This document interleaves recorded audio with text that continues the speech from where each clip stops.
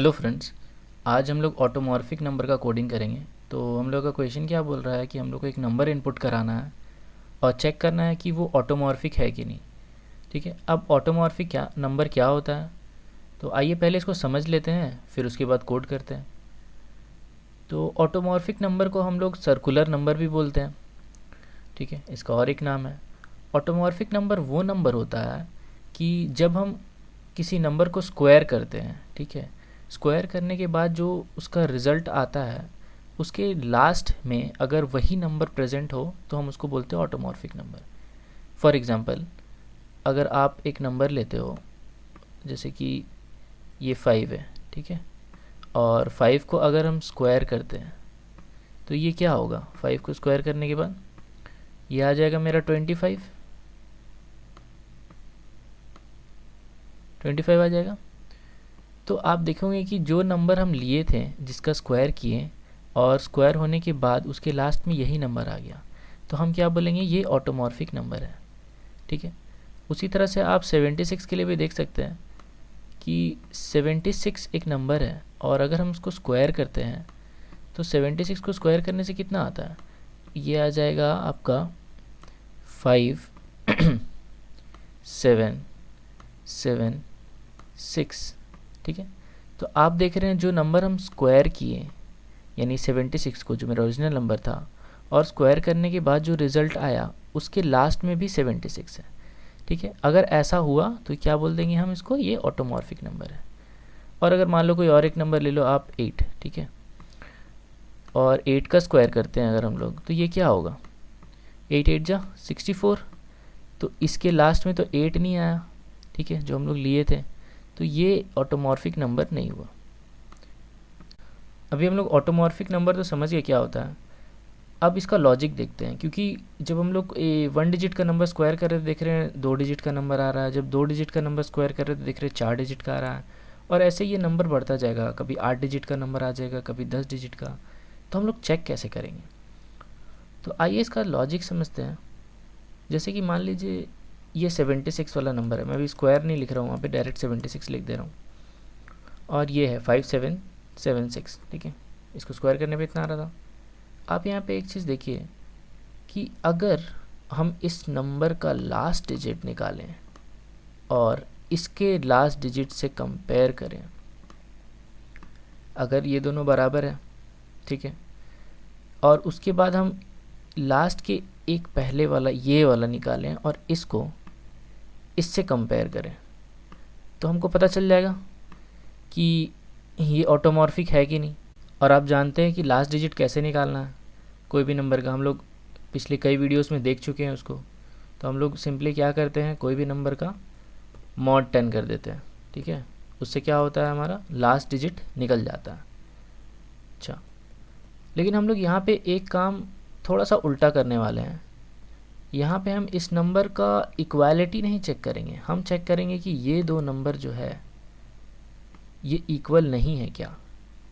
वो क्यों करेंगे, वो इसलिए करेंगे कि मान लो यहाँ तो मेरे को 2 डिजिट चेक करना है, हो सकता है ये 2 डिजिट से ज़्यादा भी हो, 8 डिजिट का हो जाए, मतलब कोई नंबर को हम स्क्वायर किए वो 8 डिजिट का लास्ट में नंबर मैच हो रहा हो।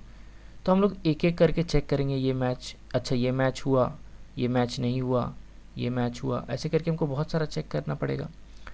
लेकिन अगर हम अनइक्वालिटी चेक कर ले और पहले ही बार में मेरा वो इक्वल ना हो, तो हम बाकी सारा चेकिंग करें ही क्यों, हमको ज़रूरत ही क्या है। वो एक ही बार में मान लो अनइक्वल हो गया तो हम क्यों बार बार चेक करेंगे। फॉर एग्ज़ाम्पल, अगर 7 का स्क्वायर करेंगे तो ये क्या हो जाएगा, 49 हो जाएगा ना, इसको ये करने से। तो अगर ये नंबर और ये नंबर इक्वल नहीं है तो यहीं से हम इसको बाहर कर देंगे प्रोग्राम का और बोल देंगे ऑटोमॉर्फिक नहीं है ये नंबर। ठीक है, क्यों हम बार बार आगे इसके इधर वाला भी नंबर चेक करें, ये वाला, ये तो 1 डिजिट का नंबर है, मान लो ये 8 डिजिट का नंबर को हम स्क्वायर करते तब तो मेरा प्रोग्राम बहुत बार चल जाता। तो आइए कोड से समझते हैं। तो यहाँ पे मैंने नंबर को डिक्लेयर और इनपुट ले लिया है, ठीक है, एन में उसको इनपुट ले लिया, आप लोग ले लेना। तो पहला स्टेप मेरा क्या है, हमको नंबर को स्क्वायर करना है। तो स्क्वायर करने के लिए हम लोग n इंटू एन कर सकते हैं। n इंटू एन करने के बाद हम उस नंबर को SQ में स्टोर कर दे रहे हैं। तो फॉर एग्ज़ाम्पल आपका नंबर है 76 और यहाँ पे 76 इंटू 76 हो जाएगा और उसका वैल्यू 5776 जो है वो आपका SQ में स्टोर हो जाएगा। ठीक है, अब हम लोग क्या करना है, एक ही स्टेप को 2-3 बार करना है या 4 बार करना है, जितना बड़ा नंबर होगा उसका रिमाइंडर निकाल के उसको कंपेयर करते जाना। तो उसके लिए हम लोग को वाइल लूप ले लेते हैं वाइल n ग्रेटर देन 0 तक उसको चला देते हैं और ये वाइल का बॉडी यहाँ पे हम लोग लिखते हैं। तो यहाँ पे इफ़ कंडीशन लेते हैं और जो रिमाइंडर है मेरा पहले ओरिजिनल डिजिट का और जो स्क्वायर वाले डिजिट है उसको कंपेयर करते हैं, जैसे कि n mod 10 और यहाँ पे हम लोग नॉट इक्वल टू लेंगे कि अगर वो डिजिट जो है मेरा रिमाइंडर अगर वो बराबर नहीं है क्या, SQ mod 10। अगर ये दोनों बराबर नहीं है तो हम क्या करते हैं, एक काउंटर वेरिएबल को एक इंक्रीज़ कर देते हैं। ये मैं बताऊंगा आपको कि क्यों कर रहे हैं। और उसके बाद हम लोग इसको ब्रेक कर देते हैं। ब्रेक करने से क्या होगा कि ये लूप के बाहर आ जाएगा कि अगर मान लो लास्ट ही डिजिट नहीं मिला या फिर कोई भी रिमाइंडर ही नहीं मिला तो ये ऑटोमॉर्फिक नंबर नहीं है। और इसके बाद का स्टेप क्या है मेरा, इसके बाद का स्टेप है कि हम n को n/10 कर देते हैं और SQ को मतलब जो स्क्वायर वाला है उसको भी SQ/10 कर देते हैं। तो यहाँ पे सेमीकोलन ले लेते हैं। तो इससे क्या होगा, ये दोनों स्टेप्स हैं। तो आइए एक बार इसको ड्राई रन करके समझते हैं कि हम लोग एग्जैक्टली कर क्या रहे हैं यहाँ पे। तो मेरा नंबर क्या है, मेरा नंबर है 76। ठीक है, उसी को हम चेक कर रहे हैं यहाँ पे। अब 76 है और मेरा स्क्वायर वाला नंबर क्या है 5776।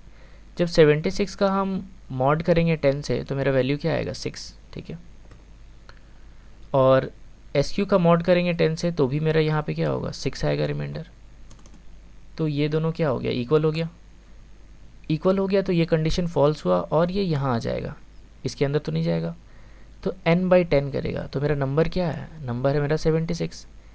76/10 यानी 76/10 करने से क्या होगा, मेरा 7 आ जाएगा वैल्यू।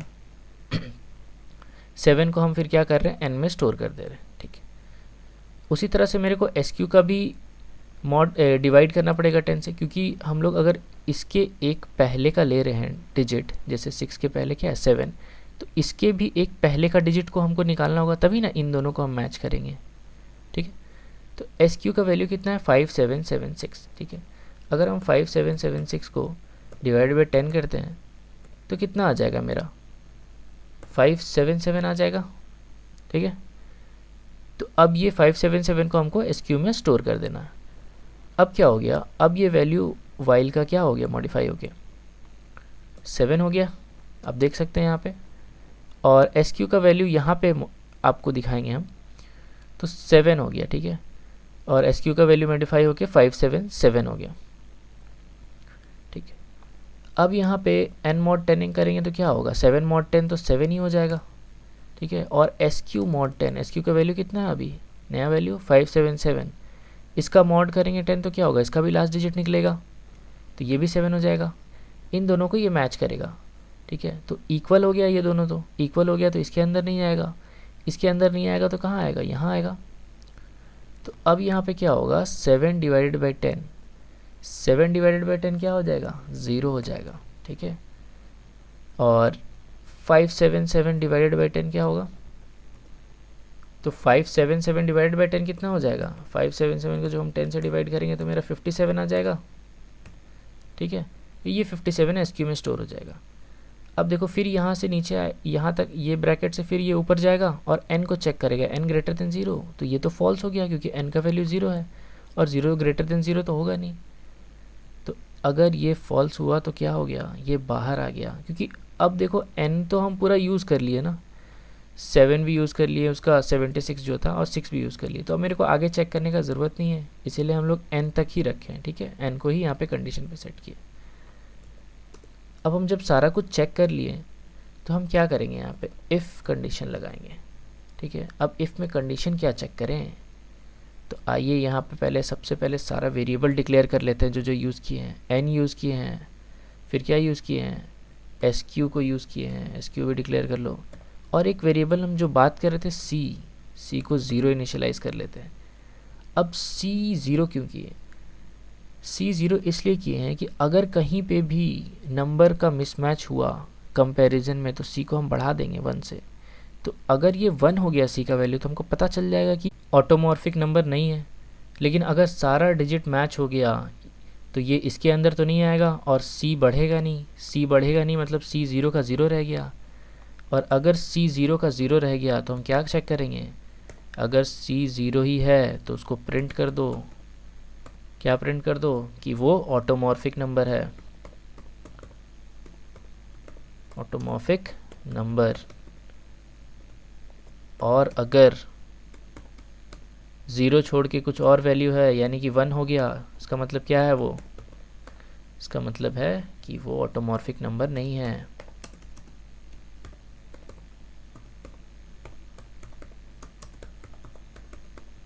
ठीक है, इसको नीचे कर दो, दिखेगा आपको। और एक गेट ch लिख देते हैं हम लोग। आइए इसको कंपाइल रन करके देखते हैं। इससे पहले ये सारा चीज़ मिटा देते हैं, नहीं तो एरर आ जाएगा जो हम लोग एक्स्ट्रा लिखे हैं। आइए कंपाइल रन करके देखते हैं। अच्छा यहाँ पे देखो, यहाँ पे मिटाना भूल गया, यहाँ से भी हटा दो। और ऊपर कहीं नहीं है ना, नहीं है। चलो कंपाइल कर लेते हैं, अब रन करते हैं। तो सबसे पहले हम लोग 76 ही डाल लेते हैं, चेक करते हैं। देखो ऑटोमॉर्फिक नंबर हो गया। और फिर से दूसरा नंबर के लिए चेक करते हैं। फॉर एग्ज़ाम्पल 5, ये भी ऑटोमॉर्फिक नंबर था। ठीक है, अब एक कोई नंबर ले लेते हैं जो ऑटोमॉर्फिक नहीं है। फॉर एग्ज़ाम्पल 12 ले लेते हैं। देखो नॉट ऑटोमॉर्फिक नंबर, क्योंकि 12 का स्क्वायर 144 आएगा और वो मैच नहीं हुआ। ठीक है, तो यही था हमारा ऑटोमॉर्फिक नंबर का प्रोग्रामिंग। आई होप आपको सब कुछ अच्छे से समझ में आया होगा। और अगर कुछ भी डाउट है तो आप मेरे से कमेंट सेक्शन में पूछ सकते हैं। मिलते हैं नेक्स्ट लेक्चर में।